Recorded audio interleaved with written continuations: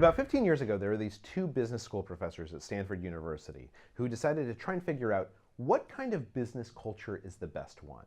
And what they came up with is that they found that almost all the companies that they looked at fell into one of 5 cultural categories. There were companies that they referred to as star companies, where basically founders and startups would go out and they'd hire sort of these star engineers or star marketers from other companies and just give them the reins to the place and let them go crazy. There were engineering companies, and this is a company like Facebook, for instance, where there aren't huge stars, but engineers as a whole have most of the power. The company tends to think in engineering terms and make hiring decisions by looking at it as an engineering problem.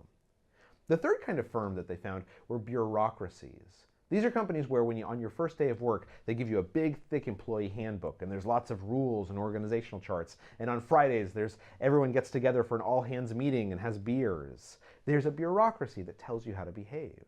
The fourth kind of company is just like bureaucracies, but it's known as an autocracy, because it's a bureaucracy, but it's all based on the whims of one person, right? Like the CEO or the founder. We've all seen companies like that. And the fifth company was kind of this like throwback to an earlier age. They were known as commitment companies. And commitment companies have CEOs who say things like, I hope that people either retire or die in this firm. I don't want anyone ever to leave. So these two researchers, they look at these 5 kinds of firms, they survey hundreds of companies, and then they sit back and they wait. 15 years, in fact. It's one of the longest longitudinal business studies that we have. And what they found, the companies that did best across the board were the commitment companies. Companies that say to their employees, we want to stand by you. We're committed to your success. Those were the companies that went public at the highest ratio.